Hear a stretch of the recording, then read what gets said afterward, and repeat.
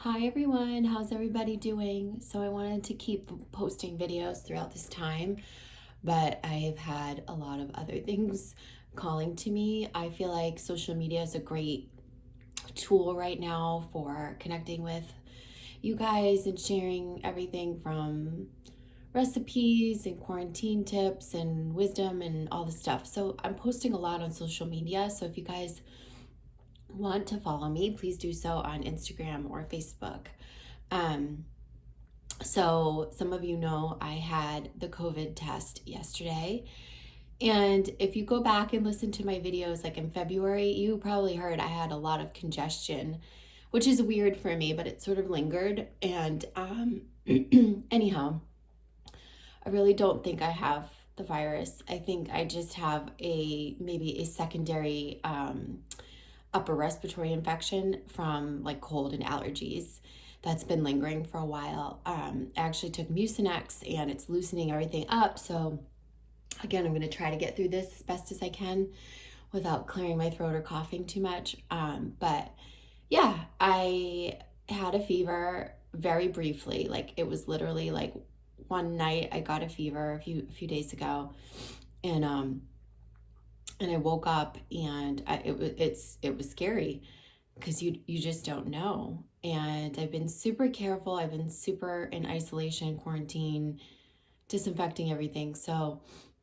um, but anyhow, they wanted me to have the test precaution as a precaution, and so I'll let you guys know. But I'm pretty sure, like I have all my energy, I can breathe fine.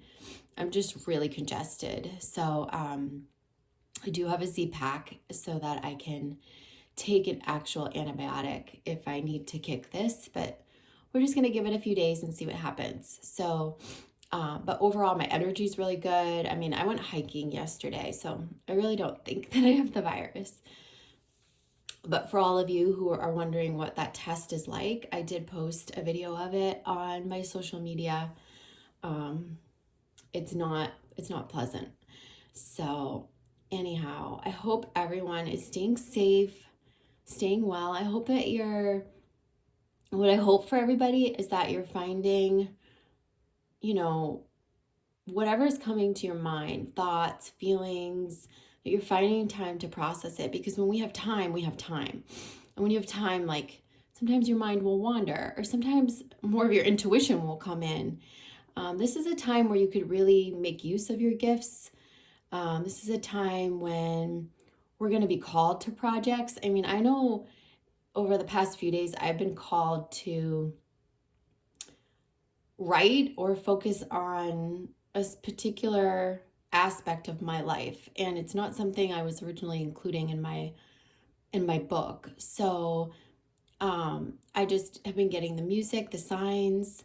I feel very guided around it, so I've just kind of been sitting with it. I think inspiration is going to come through during this time.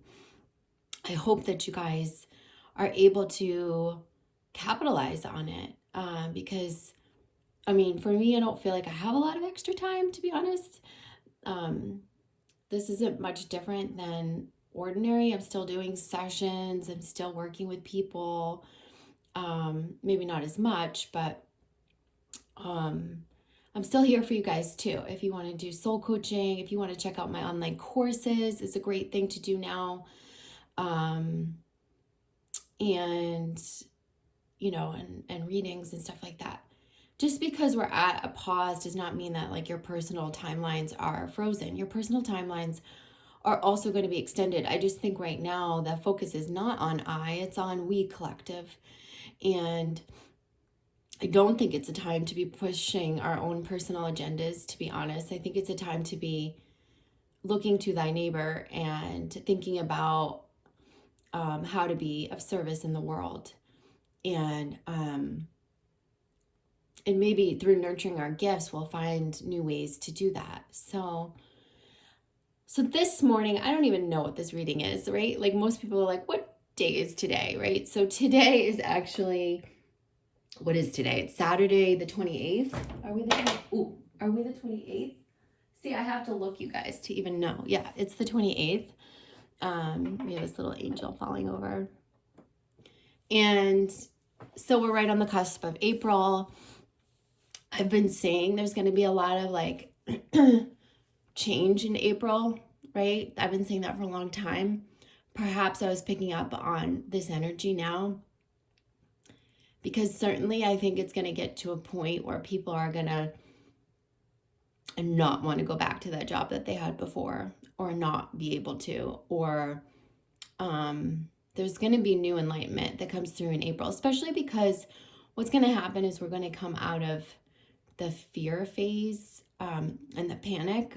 And I think more people are going to become much more uncomfortable with the isolation, and boredom will set in. And this is gonna turn a lot of people to, as the fear and panic sort of eases, it's gonna turn a lot of people into themselves, but also into spirituality. So we're not seeing that influx just yet. I think the people who are already enlightened, already awakened, already spiritual, like that, you're looking to all of this stuff, you're understanding more what's going on. I think for the rest of the masses, it's been too much about survival mode, and survival mode is about fear. So once we ease out of that and kind of get comfortable with the new norm, there will be a shift into looking for greater answers, understanding the self, understanding the bigger picture. So we're going to see that in April too. If you want my predictions on what's happening, I will tell you this. I have seen really clearly that June, July, like probably right around our eclipse season, is when we'll, I guess, flatten the curve. And life may not return back to normal until the fall. But I do see June or July, like I've been seeing people celebrating in the streets. So that's telling me that we are going to be, there's a lot of celebration once we get through this. But please take it seriously. Like I've also been shown the darker side of this, and it's not pretty. And I won't go into that because I'm not here to breed fear, but I just want you to know that it's very, very, very serious. When I was on the hiking trail yesterday, I could not believe, firstly, I couldn't believe our state is shut down. So I couldn't believe how many people were on the roadways when it was the first time I had been outside, like in my car, in a couple of weeks. And I had to drive to get the test. And I couldn't believe like how many people were on the road, how many parking lots were occupied, how many people were on the hiking trail walking five people across with no mindfulness as to like stay right or keep a distance or anything. Like they weren't even looking up or being mindful of, staying to the right so that the people on the other side could come down safely. It was crazy. So I think there's still a lot of people that aren't taking this seriously. So anyhow, whatever you can do to help people take it more seriously, that would be good. So, because if we all do our part, not out of fear, but out of love and trust, then it'll end quicker. We'll get through it quicker. So, all right. So let's anyhow focus on collective energies, lessons. I figure what I do is I do a little bit of like writing, diagramming, just channeling through the writing.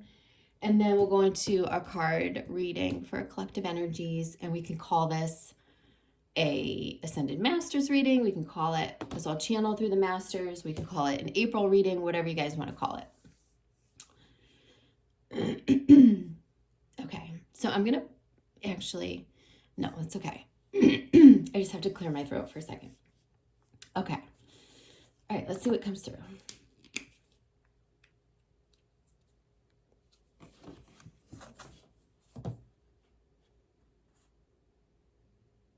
Okay, so they're very clearly saying, trust the process. I want to ask who this is. Who's here with us?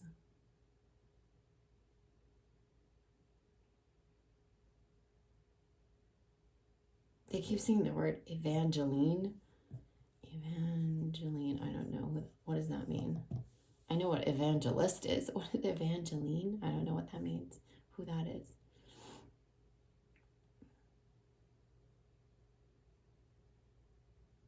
So it feels like a higher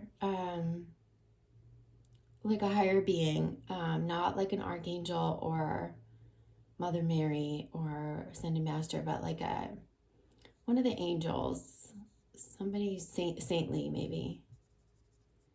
Okay. Their advice is trust the process, collective. Let's see what they're saying. They're saying, look, don't watch.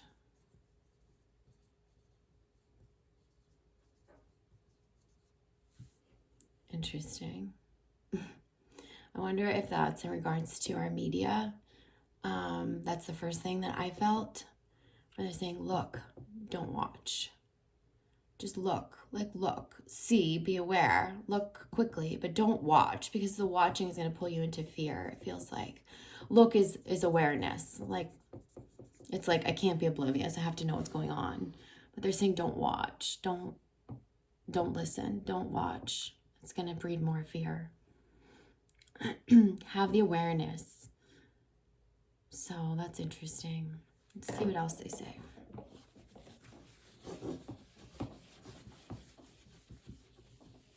Okay.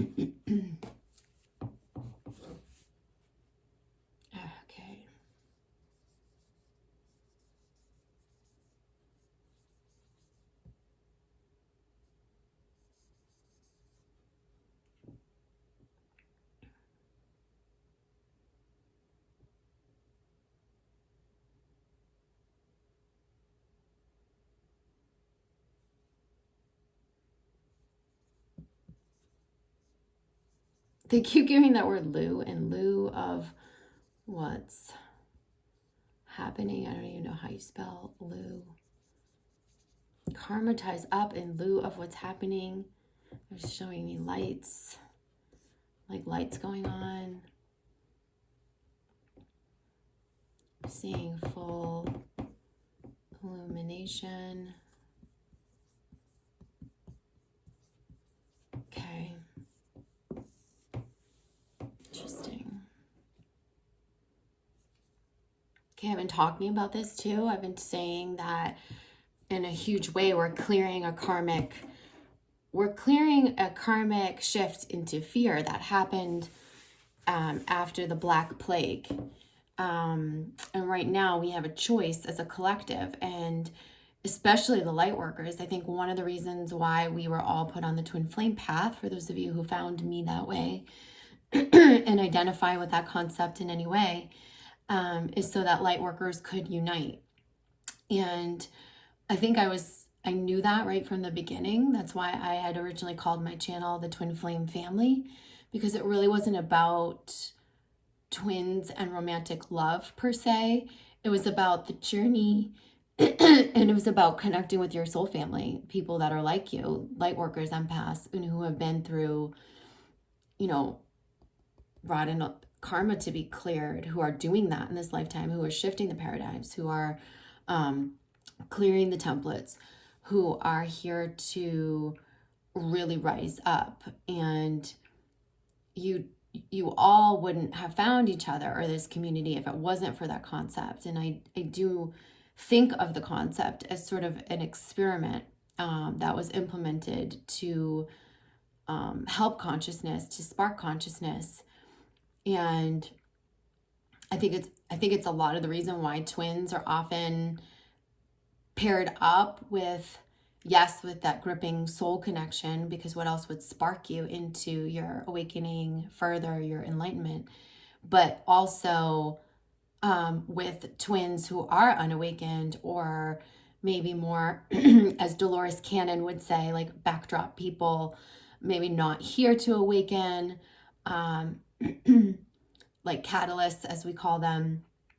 And that's so that you can, they serve a very specific purpose. It's to trigger and catalyze you, catapult you into your healing, so that you can rise up in a time like this. Like, this is actually the Lightworkers' time to lead to rise up. And I think we haven't even really I mean, there certainly are those that are leading right now, pioneering in society. Our thought leaders, our spiritual leaders are really doing a great job at sending out their messaging. But I also think that you individually also have a great mission during this time. It may just be simple, but it holds a lot of depth in terms of your personal clearing of karma, in terms of coming here to serve your mission. Also, the lower energies or the lower entities on the earth, they're either I've been shown that there's a split with them as time goes by, and we keep going through this for a while. So it's like, so I see this, light workers, like you rise. You're going up here to lead. Okay. I see maybe like, I don't know how to call it, like the unawakened, maybe it's the backdrop people, maybe it's the distractions, maybe it's the lower energies, lower entities. I think there's probably a whole group of different subsets or subgroups, but I will call them the lower. The lower, actually what I wanted to do is put this up here. Hold on. The lower, I'm putting higher. The lower is going to split. The lower is going to split into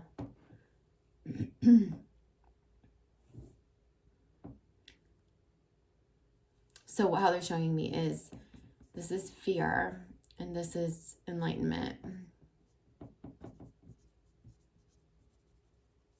This is as time goes by on this journey, because this is not going to be over like at the end of the month, as you guys know, like it's going to be months.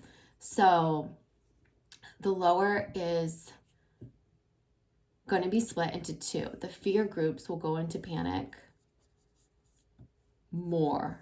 They're the ones that are going to be looting, mobbing, violence. We will see some of that, like not to panic anyone, but I'm just saying we'll see some of that. We will. But I think that there'll be way more that will go into a state of enlightenment. And this is depending upon the soul. These could be, soulless people or people that just aren't here to awaken or haven't signed up for that, or backdrop people, right? You guys can look up that term if you don't know what it is. All right, so soul, when the soul is ready to receive that enlightenment, and I do feel like this is old earth. These people will be kind of split to old earth, and this is new earth. So as the lower, let's say the lower, become enlightened, they're going to look to the light workers. And the light workers will rise up, you see, to lead. All right, so then we're going to have like more 3/4 of the society, I feel like, as such. There'll be a quarter that goes away, that goes to another place. So again, like I'm trying to be careful how I speak, because I feel like I've received a lot of information, and I just don't want anyone to take fear away from this. I just want you to understand what's going on. So what's going on is you all, as twin flames who are awakened, you have an awesome responsibility. Like I keep saying that, it's an awesome responsibility. And it doesn't mean you have to do something huge or grand. It just means you have to start leading and giving and being of service. And maybe you're not even ready. Maybe this time behind closed doors is just to do more of your ascension work, more of your learning and awakening and coming into oneness within yourself, resolving the separation within yourself. So there's definitely a split. Here's our earth.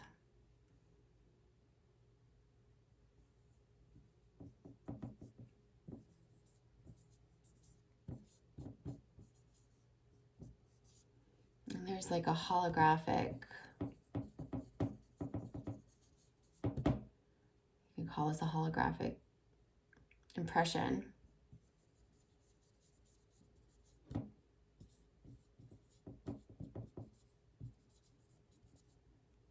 There are two. And when we come out of this, so those of you who have been teetering on fully resolving your wounds, and this is the time. You're being led here. And so there's just saying, be prepared. Be prepared so that you'll be taken, you'll be led, you'll be guided, you'll be pulled up. And I should really draw this down.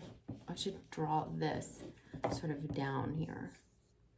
Old earth. Because this feels like it's going up, the new earth. Feels like it's being pulled up. And I mean, the message is pretty clear, and I'm hearing it right now, I'm seeing it right now again. They're saying, don't get left behind.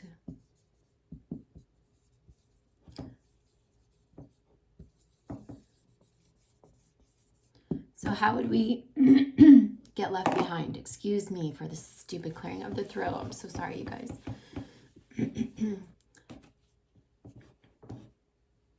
Attachments. 2. Remember that the lower. There was those that were going to be enlightened. And there was those that were going to be, fear, panic, not able to shed those templates, no soul, backdrop, whatever those are. It's a whole clump of subsets. Your attachments to those people, those entities, that's going to leave you behind. That's why it's a time of releasing attachments to fear-based people. Look, we're all in fear right now to some extent. Understandable completely. But you guys know what I mean. I'm talking about the people that are not doing their work. They didn't come here to do their work. They're not going to do their work. They're energy vampires. They're the soul suckers. They're they're leeching off of your energy. The other thing that I've been shown is that as light workers get brighter, so let's remember I said light workers are leading. We're going up, up, up, up, up. Like that. That's how they show it to me. So as we get brighter, because those lower energies, the ones over here, these lowers, not the ones who are going to awaken, but the lowers without the soul, the energy vampire, they are going to try to feed off of this light. Okay, that will happen. So if you've experienced that a little bit in your world in some level, you may have seen a preview of this, but I think on a collective, on a world stage, on a bigger scale, we're going to see that happen before the lowers will totally be split and left behind. So this is a time of being smart. We'll say smart, not protective, because that sounds defensive. Being smart about our energy. Every day you should be doing things to protect your energy field, to honor your energy field, and to clear those attachments. Those attachments are yucca. And right now, in a time like this, this is when you'll get those lower energy attachments, and they'll hook into you. And this could be a cause of why you get left behind too. So we don't want that to happen. We want you to clear it, okay? And again, if you're staying in the light, and if you're clearing your energy, and if you're releasing relationships where someone's not going to awaken, enlighten, that's what you need to do so that you can rise up, because that's holding you back, okay? So some of you might say, well, how will I know? How do I know if I'm just like with an unenlightened person who's gonna wake up, or if I'm with I think you look at toxic behavior. I think you look at the level of that. I think you look at how your energy feels when you're around these people. Does it drain you? Are they feeding off of you in some way? All of those things will help you understand that better, okay? So I hope that that's helpful for you guys. I'm glad it came through, because I was hesitating to say all of that, but again, Spirit obviously wanted me to say it, so this is a mess. Hold on one second, you guys.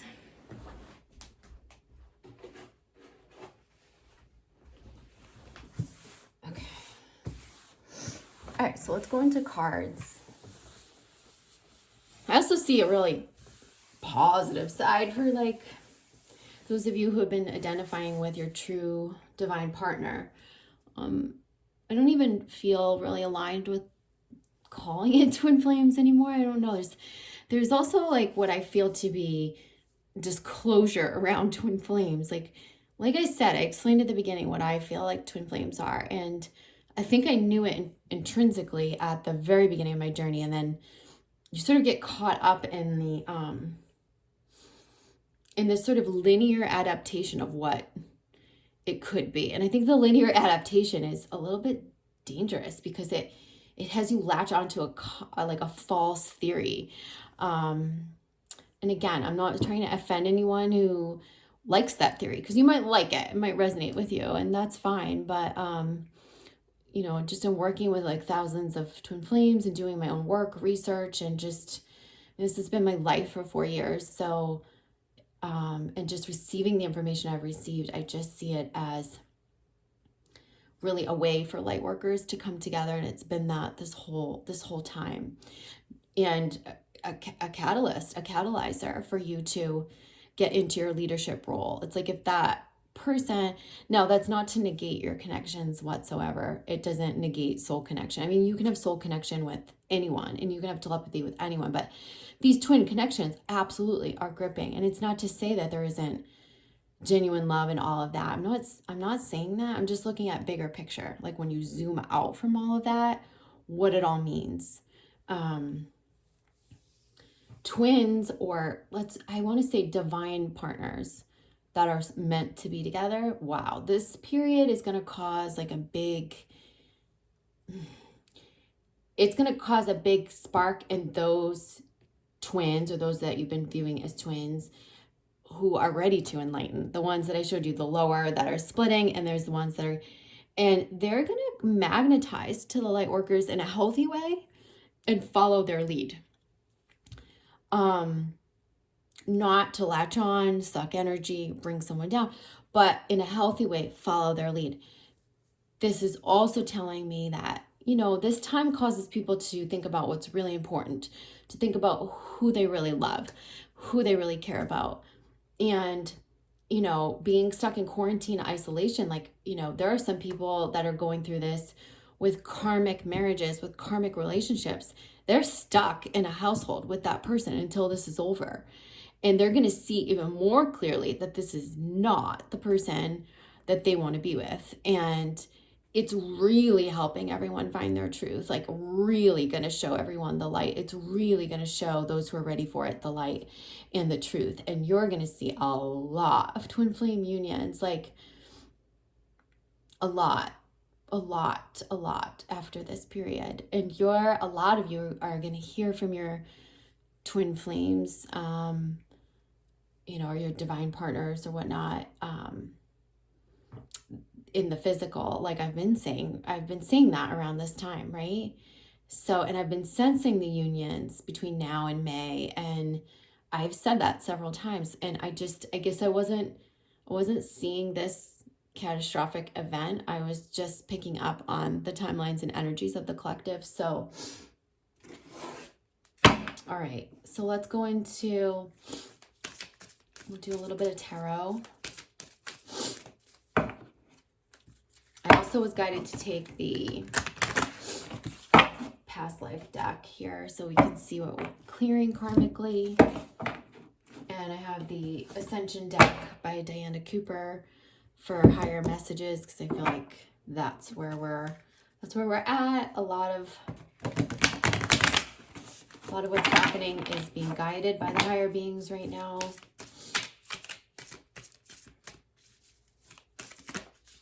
Even though it might feel like a shit show here in the United States, it's very much being guided at a higher level. All right, so we have 5 of Swords, 4 of Swords in reverse. We've got the 7 of Cups.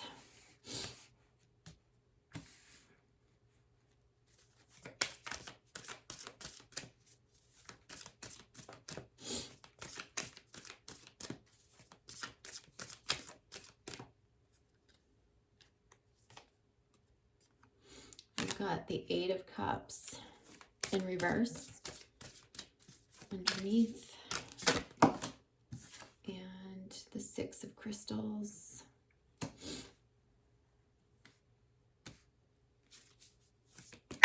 Oh, we see the Ace of Wands here, so that's telling me I'm going to put this over here, okay?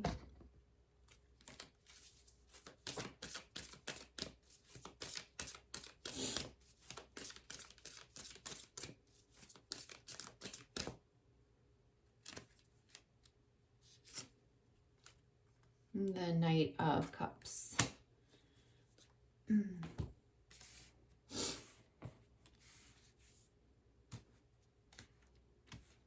right, so I'm gonna pull the karmic cards underneath this.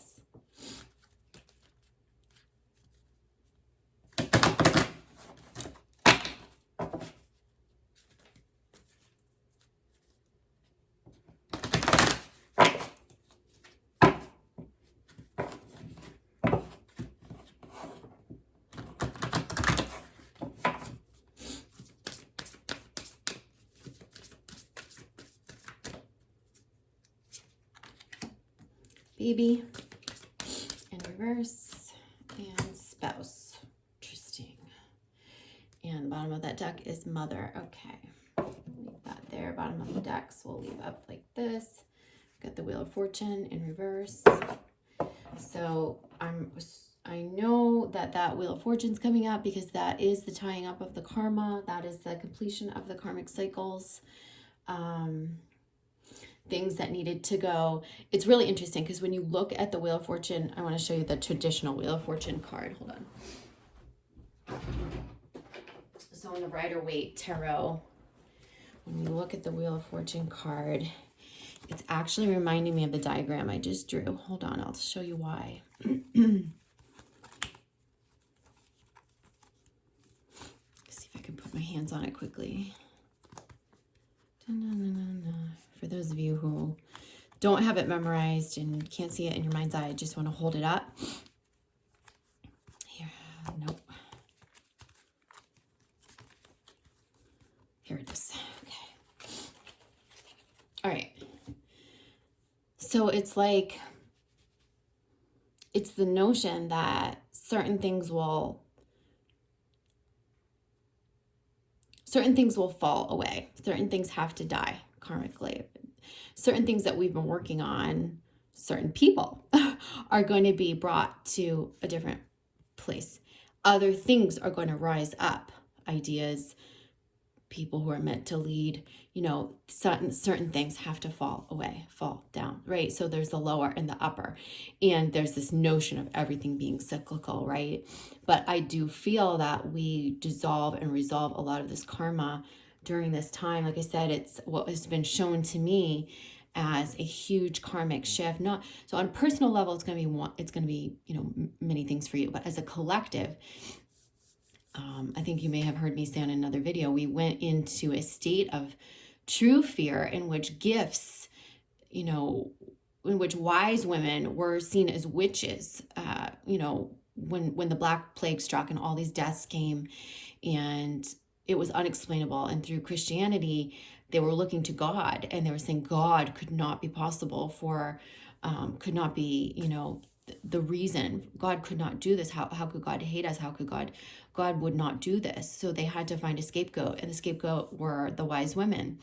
and who were then seen as witches, and it was seen as black magic, and it was seen as, and that's where that mass hysteria and paranoia started. And that's when, wise women in ancient time were wise women. They were the counsel to kings and to, mothers who were birthing, and to, they were prophets. They were wisdom. They would help in childbirth. They would predict wars. They were revered. They were called in by the leaders of society. They were looked to. It was not renounced. Now, I mean, it's totally different. Like, we are reclaiming, a lot of people in our current modern day society are reclaiming those gifts. We're here to do that in this lifetime. But I think right up through the 1700s, there was that paranoia. And even now, just through the programming, the religious programming, how taboo, being a witch has been. And so we are here to clear those templates, to claim our gifts, to claim our power, to clear all of the persecution also that happened from 1300s through the 1600s, right? To clear that karma. Like, I feel like a lot of those people that were present, alive, and were a victim of that type of persecution have reincarnated in this lifetime together to clear that template collectively as well as individually. So,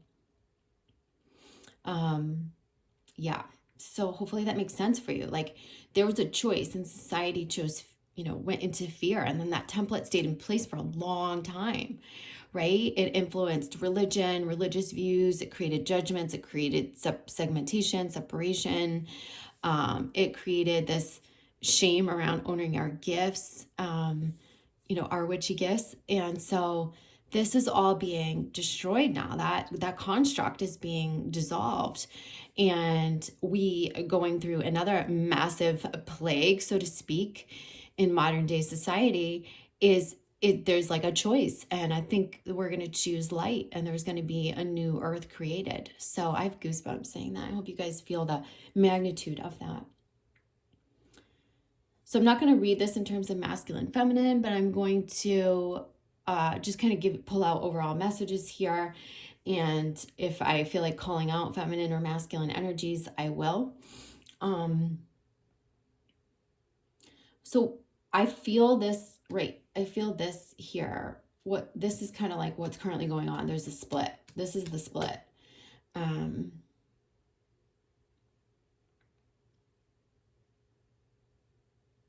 There's a lot of choices right now. There's choices, like, you may feel like you're in a pause and you have no choices, but you have so many. Like, what am I going to do to occupy my time today? Where am I going to put my mind? Where am I going to put my mindset? Where am I going to, and then post this period, there's going to be all new choices, because you're no longer in the constructs of fear. Like, basically, did you guys see, I thought it was brilliant. I'll try to put the link below. I'll try to remember. Dr.shefali, does anyone follow her? She's amazing. I love her. She rocks.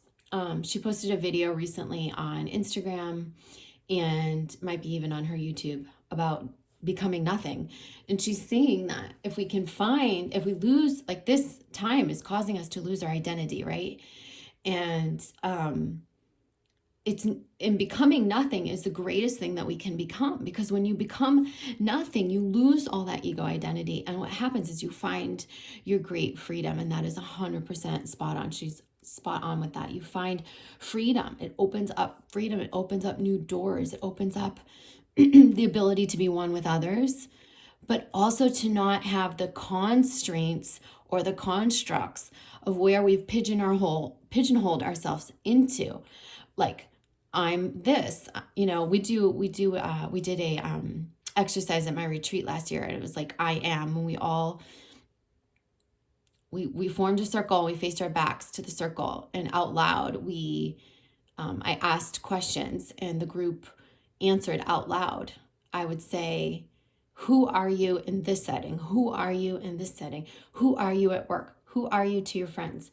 And then I just had everyone out loud all at once say, I am, I am, I am. And just kind of like, it was like almost like a purging of those I ams, because we get hooked on those I ams. Well, I'm a lawyer. Well, I'm a teacher. Well, I'm a student. Well, I'm a healer. And it's like, well, how would it be if you just became nothing?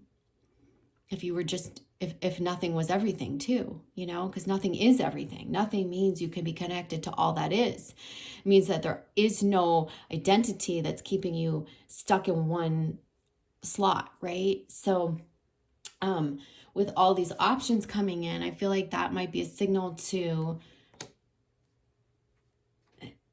not only just the split, like we get to choose fear and love and all of that, but also to like greater fulfillment through letting down, like letting a lot of these identities, false identities, these ego identities, letting them just drop and just carrying the light, just being who we are. And see, that's going to require a lot of unification with ourselves. It's going to require a lot of knowing our own worth, because it takes a lot of unity within and a knowing of worth to do that. I mean, a lot of what keeps those ego constructs in place is our separation, is the fear within us.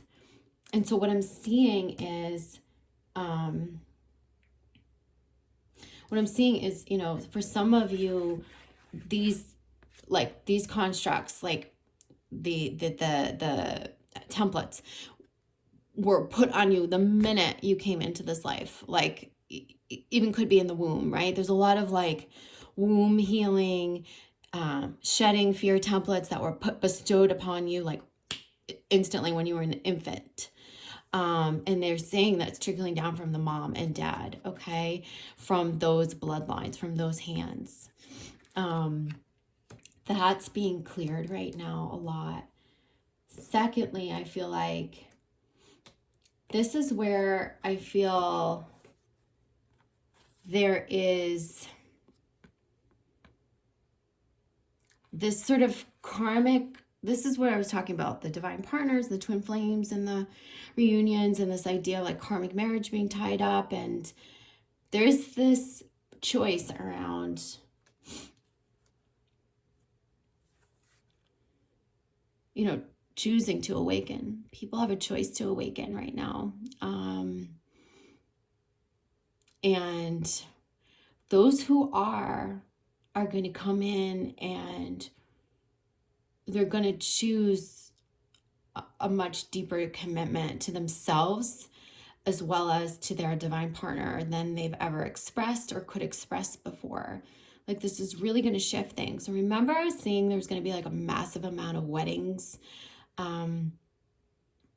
at the end of 2020. Like I kept saying, by December 2020, if you guys watch my previous forecasts, we're going to just see tons of weddings. This could be why this whole shift.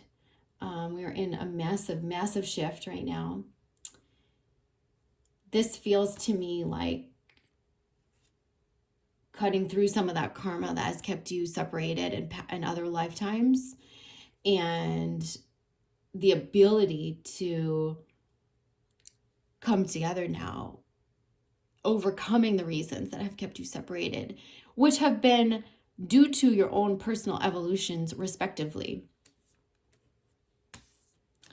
Knight of Cups is saying, you know, I'm coming for you. Like, I feel like I'm coming for you is the message. I'm coming for you. I'm your true love, and I'm coming to you. Choose love on the planet, and love will find you is the message. A lot of this crowning stuff is just stuff that we're cutting through. It's stuff that we're leaving behind. So we have the Four of Swords and the Five of Swords side by side in reverse. So it's stuff that we're cutting through, that we're needing to leave behind. It's the mental constructs. It's the ego constructs. It's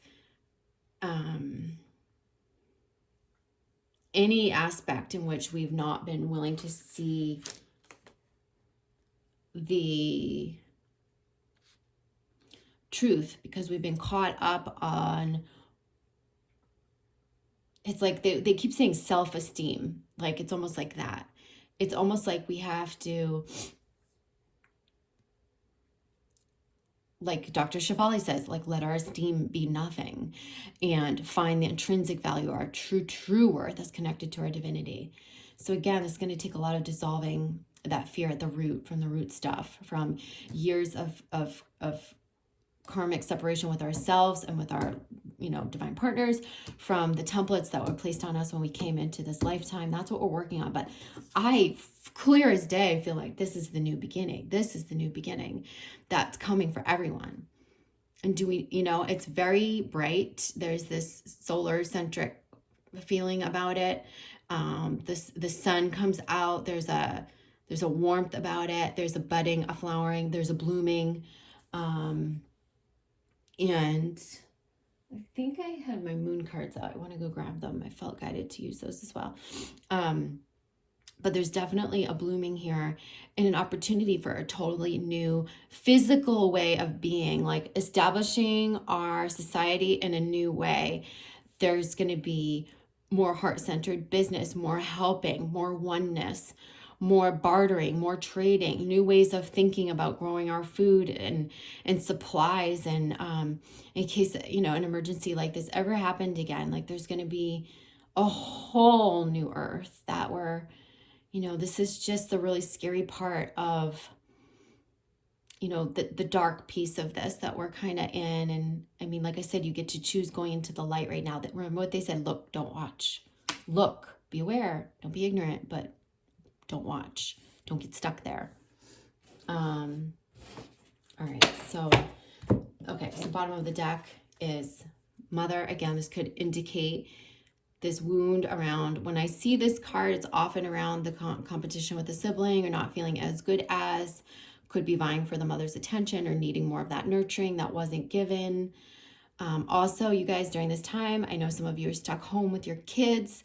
This might be a time where you're really able to dedicate time in a way that maybe if you have this wound that your mothers weren't able to, and like in doing that, just in reading the stories and spending the time, like you're clearing those templates for yourself and for your future generation. This feels like clearing the templates for the future generation as you heal these wounds as well.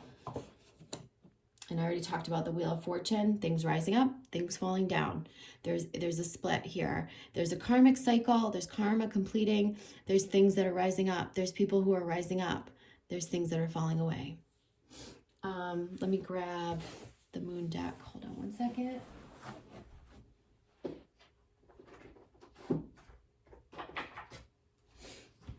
I was shown to take this out, but I just forgot. All right. To the Ascension deck, what's the wisdom from the higher beings, cosmic forces, and higher beings?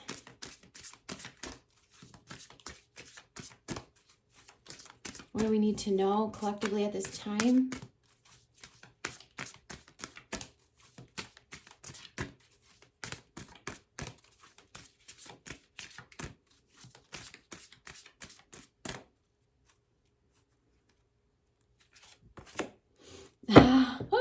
Oh my God, I love it. The sun, what was I just saying?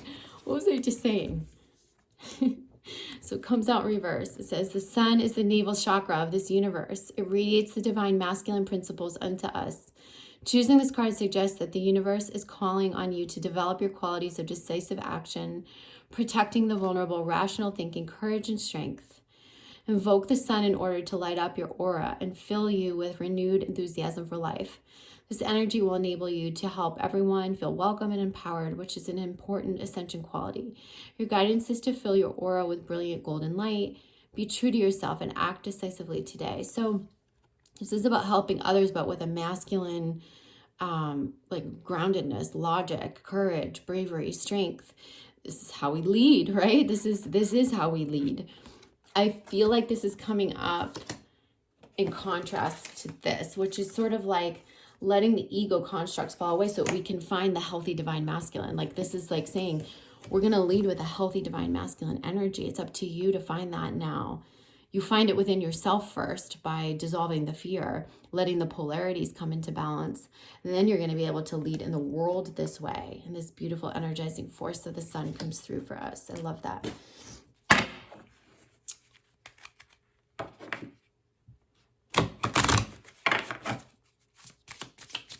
And the Spirit Moon deck.